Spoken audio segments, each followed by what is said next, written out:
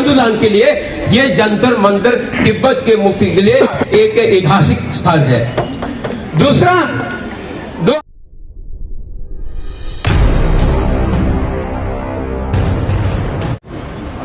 और हम सब लोग तिब्बती भाई बहन और तिब्बत के स्वतंत्रता सेनानियों को सलाम करने के लिए यहाँ आए हैं। भारत तिब्बत मैत्री संघ की तरफ से न सिर्फ दिल्ली विश्वविद्यालय के प्रोफेसर अनिल ठाकुर, डॉक्टर शशि शेखर सिंह, जवाहरलाल नेहरू विश्वविद्यालय से पढ़े मनोज जी, सुप्रीम कोर्ट के वकील प्रत्युष नंदन, जनता दल यूनाइटेड जिसकी सरकार है बिहार में उसके निसार साहब, बल्कि मेरठ से सेना के मेजर हिमांशु, गुजरात से अहमदाबाद से ज्योतिकर जी, कुशीनगर से दुबे जी, कई लोग यहाँ आए हैं, अभी और लोग आ रहे हैं। हम लोग आपके इस प्रदर्शन में क्यों आए हैं?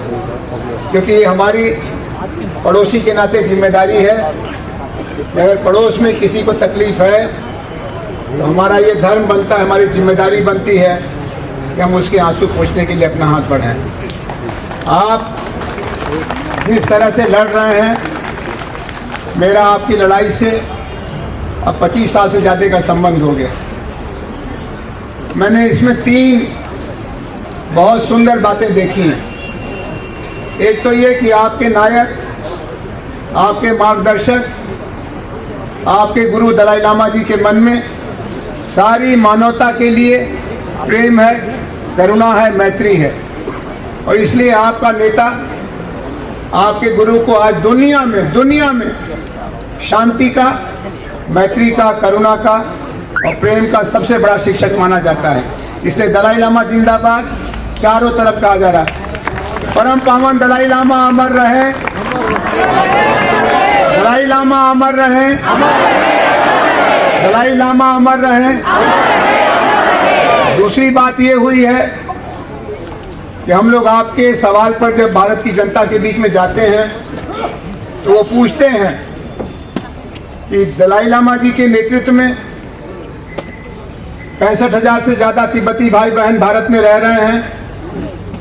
हर 10 मार्च को, 6 जुलाई को, 10 दिसंबर को प्रदर्शन करते हैं, लेकिन तिब्बत में क्या हो रहा है? इस सवाल का जवाब हमारे पास था, लेकिन उसके सबूत नहीं थे। लेकिन पिछले दिनों में खुद तिब्बत में, जहां पर 65 साल से चीनी सेना का कब्जा है, आज़ादी की मशाल बुझी नहीं है, और इसीलिए तिब्बत के भिक्षुओं ने, भिक्षुणियों ने, स्त्री और पुरुषों ने न सिर्फ दलाई लामा की तस्वीर अपने दिल में बसा रखी है, आज़ादी का सपना जिंदा रखा है, बल्कि अपनी जान तक दे दी। दुनिया में कहीं भी आज़ादी की लड़ाई के लिए इतने लोगों ने आत्मदान नहीं किया जितना तिब्बत में हुआ है। इसलिए उनको हम प्रणाम करते हैं, उनको सलाम करते हैं, उनको याद करते हैं। देखिए, मरना तो सबको है। जो अपने लिए मरता है वो तो मर जाता है, लेकिन जो देश के लिए मरता है, समाज के लिए मरता है, वो अमर हो जाता है। ये लोग अमर हो गए। ये बच्चे ने यहाँ पर तस्वीर लगा रखी है सामने, हाँ बेंच के पास, इधर दिखाइएगा वो वाला, हाँ वो पोस्टर दीजिएगा।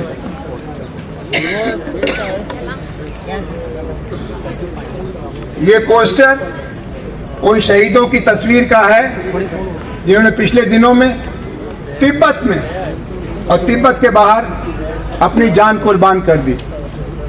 तो उस देश को कोई गुलाम नहीं रख सकता जिस देश की स्त्री पुरुष अपने देश की आज़ादी के लिए अपनी जान की बाजी लगा सकते हैं। हम उनको सलाम करते हैं, हम उनको याद करते हैं, उनको प्रणाम करते हैं।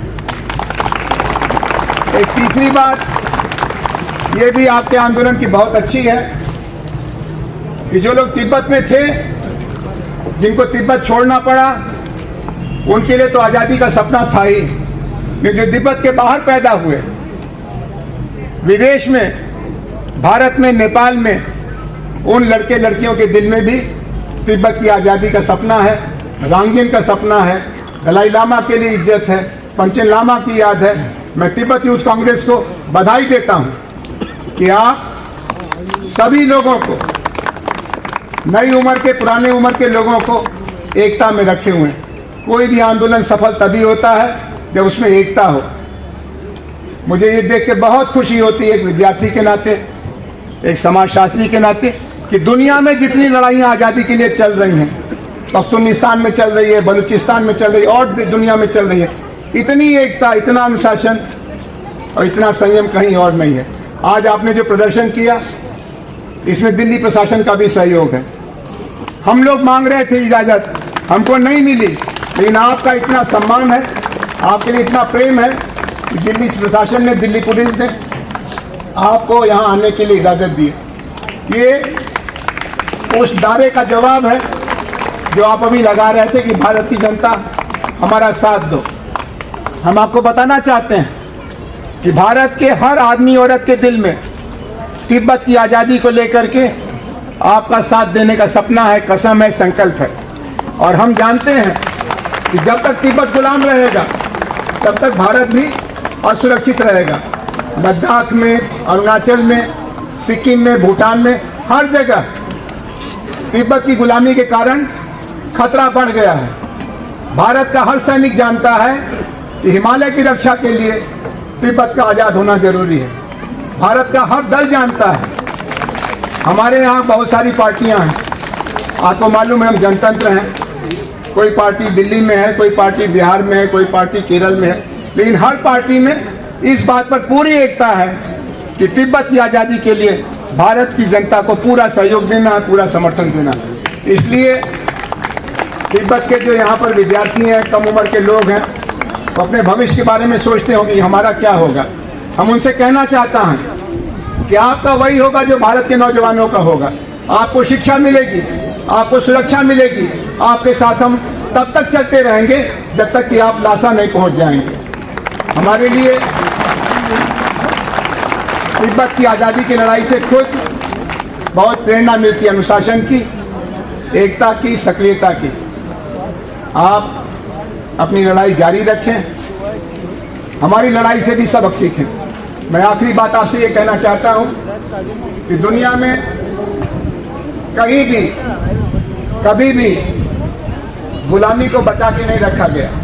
भारत तो 200 साल गुलाम रहा, लेकिन एक दिन आज़ाद हुआ। अगर 200 साल लंबी गुलामी को हम झेल करके आज़ादी के लिए लड़ते रहे तो आप तो अभी 65 साल से लड़ रहे हैं। आपकी लड़ाई दुनिया की राजनीति से भी जुड़ी हुई है। घबराना नहीं, एक दिन ऐसा आएगा जब चीन का झंडा तिब्बत के ऊपर से उड़ जाएगा, खत्म हो जाएगा। आपको भारत की आज़ादी की लड़ाई का इतिहास समझना है, आयरलैंड की आज़ादी की लड़ाई का इतिहास समझना है, दक्षिण अफ्रीका की आज़ादी की लड़ाई का इतिहास समझना है। इस सब से आपको ताकत लेनी है। आप जहाँ तक पहुँचे हैं ये बहुत बड़ी प्रगति है। अभी ब्रसेल्स में, और ये मेरी आखिरी बात है, आपको लगता होगा कि हमको दुनिया का कोई समर्थन नहीं है क्योंकि दुनिया की सरकारें चीन से डरी हुई हैं, लेकिन अभी ब्रसेल्स में तिब्बत के समर्थक देशों के प्रतिनिधियों का सम्मेलन हुआ। भारत के भी लोग गए। हर 4 साल पर दुनिया में कहीं न कहीं सम्मेलन होता है। 100 से ज़्यादा देशों के प्रतिनिधि वहाँ आए। आज से 60 साल पहले जब दलाई लामा जी भारत के शरण में आए तो दुनिया में तिब्बत के बारे में किसी को ज़्यादा पता नहीं था, लेकिन आज तिब्बत की आज़ादी का सवाल दुनिया का सबसे बड़ा सवाल बन गया है। और इसीलिए अमेरिका के सेनेट ने, यूरोपियन यूनियन की पार्लियामेंट ने, यहाँ तक कि भारत के तमाम दलों ने आपके आगे अपना समर्थन प्रस्तुत किया है। अभी मैं बिहार में था, बिहार की सरकार ने 25 एकड़ ज़मीन दलाई लामा जी को दी है कि वो आकर के अपना संस्थान बनाए।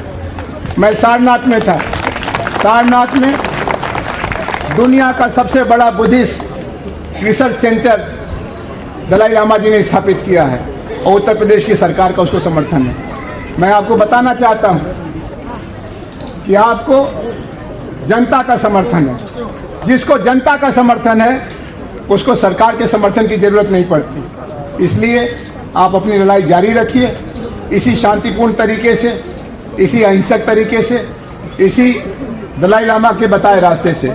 मैं आपको फिर से बधाई देता हूं और भारत तिब्बत मैत्री संघ तमाम भारत के मित्रों का सहयोगियों का आपको समर्थन बताता हूं। आप इससे नहीं घबराना कि आपकी सभा में आज कोई मंत्री नहीं आया। कुछ काम खुल के करना पड़ता है, जैसे हम कर रहे हैं नागरिक के नाते। कुछ काम समय आने पर करना पड़ता है और वो काम हमारी सरकार भी आपके लिए करेगी। समय आने दीजिए। भारत तिब्बत मैत्री अमर रहे। भारत तिब्बत मैत्री अमर रहे। चीनियों तिब्बत छोड़ो। चीनियों तिब्बत छोड़ो। बहुत धन्यवाद। अपनी भाषा में हटके भारत के मातृभाषा में थोड़ा बहुत तिब्बत की मुक्ति संघर्ष के रूप में प्रकाश डालना चाहूँगा, क्योंकि ये स्थान जंतर मंतर तिब्बत संघर्ष के लिए एक ऐतिहासिक जगह भी है।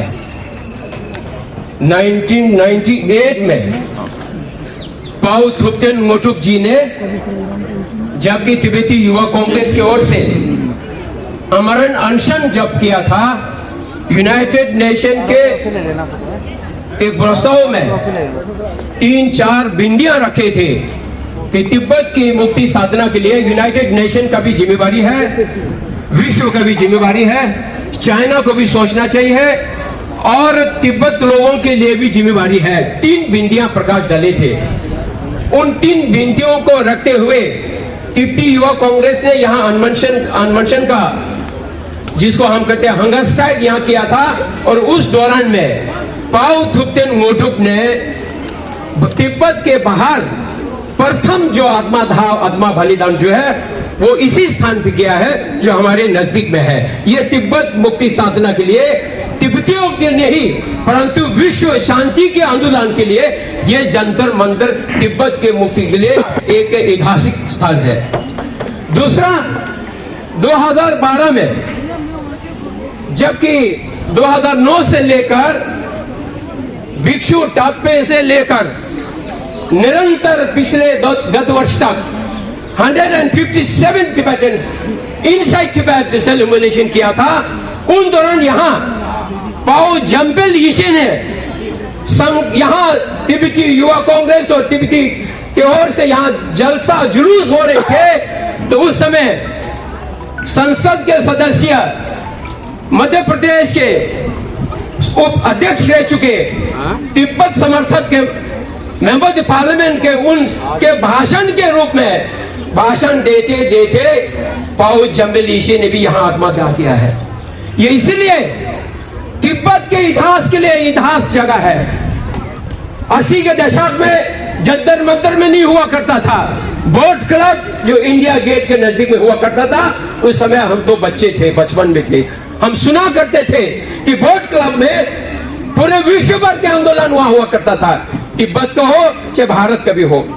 80 के दशक में जंतर मंतर में भारतवासियों का भी और चीन का भी, जिसका भी मकसद जो यहाँ चाहे बलूचिस्तान का हो चाहे तुर्किस्तान का हो, जिसका भी देश का, जिसका अगर चीन सरकार के खिलाफ में या अन्य देश के खिलाफ में अगर आंदोलन करना है, तो इस भारत महान देश के जंतर मंतर अपने आप एक इतिहास स्थल है। 2008 में हम सब याद करते हैं, सबसे शर्माना की ओलंपिक अगर हुआ होगा तो बीजिंग में हुआ है। हंसमुख से नहीं हुआ, हंसते हुए नहीं हुआ, हर्षोल्लास के साथ नहीं हुआ, डरते हुए ओलंपिक जो है वो बीजिंग में हुआ था। उन दौरान लगभग स्वर्गीय जॉर्ज फर्नांडिस से लेकर सभी लोगों ने यहाँ हम लोगों का आंदोलन किया था। वो भी तिब्बत के लिए एक इतिहास स्थान है ये जंतर मंतर। हम सब है, अब सब यहाँ उस समय तिब्बत समर्थक सभी लोग थे। आज मैं भारत सरकार को धन्यवाद करता हूं।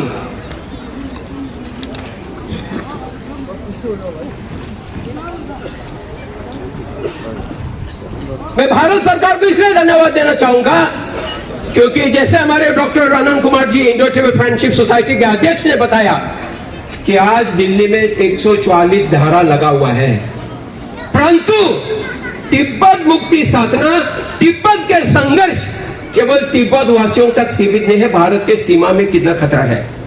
और वही विचार को देते हुए, विचार को लेते हुए हमको जनपद से लेकर यहां तक सुरक्षा के साथ सहयोग के साथ आज यहाँ आपको दिखाई दे रहा है जंतर मंतर में कोई किसी का संघर्ष नहीं है।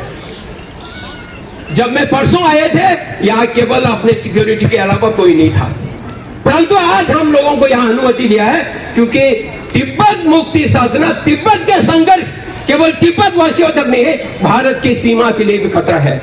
इसीलिए अरुणाचल प्रदेश में द लॉन्गेस्ट टनल इनॉग्रेशन किया गया था कल 9 तारीख को माननीय प्रधानमंत्री की ओर से। अरुणाचल प्रदेश शीला टनल, तिब्बत के नजदीक सीमा तक चाइना ने गांव बसाया है, आज सीमा सुरक्षा का नाम से गांव बसाया है।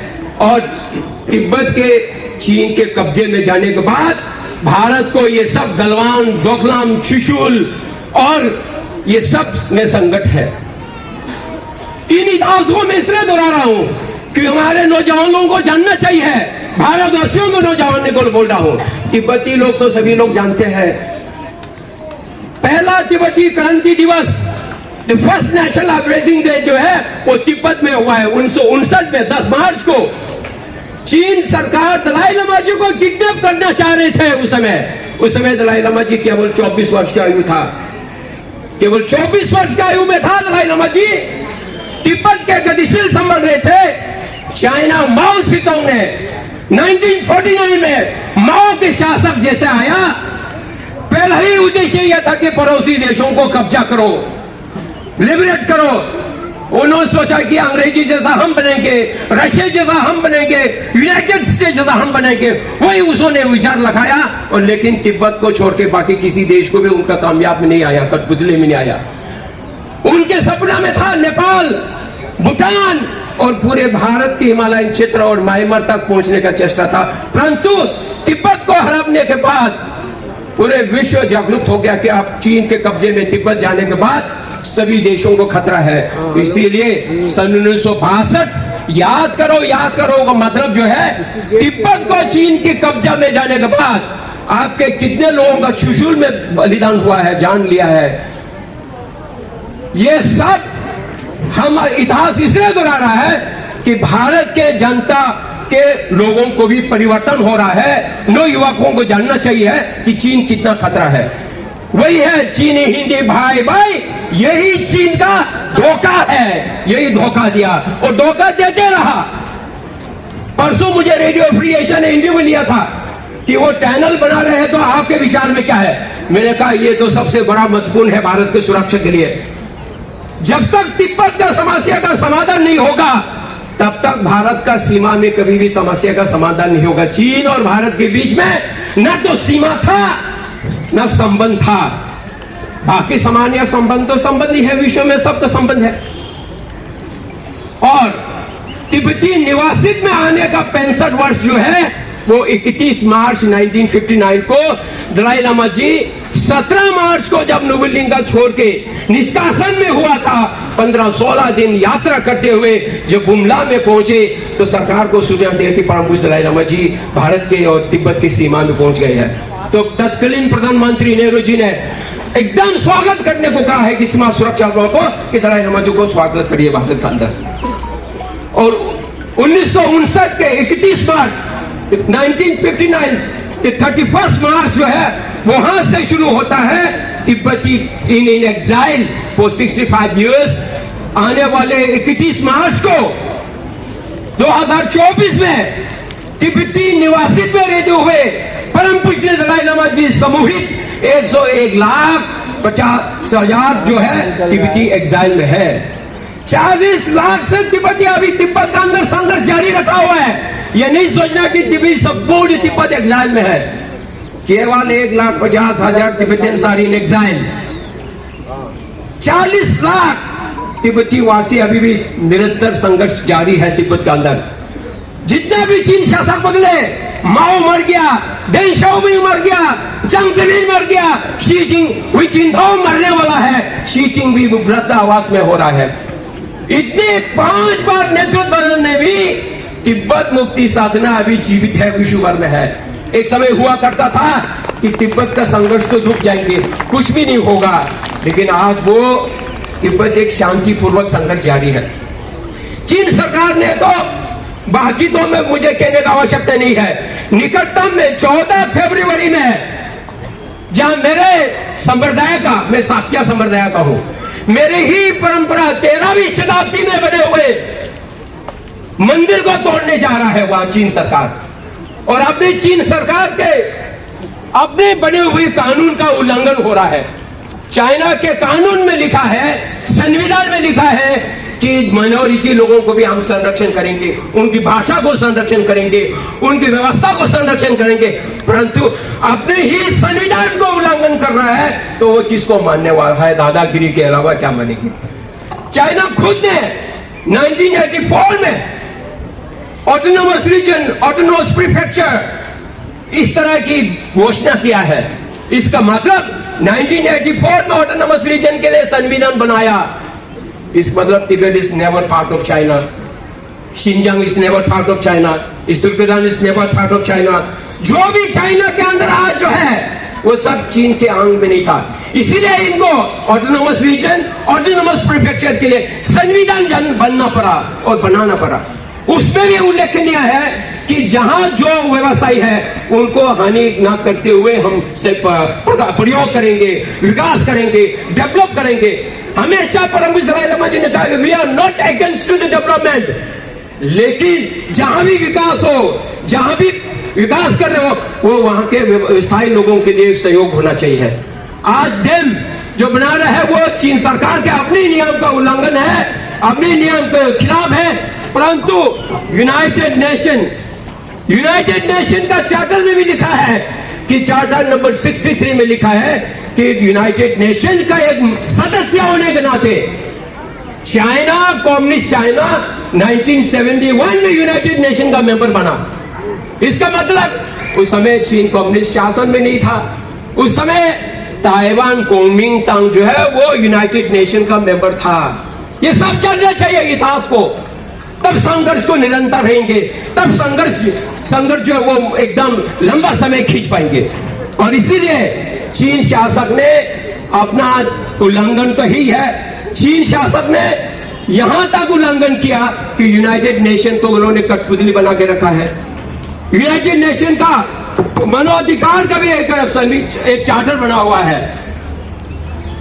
मानवाधिकार का चार्टर उसका भी उल्लंघन किया है।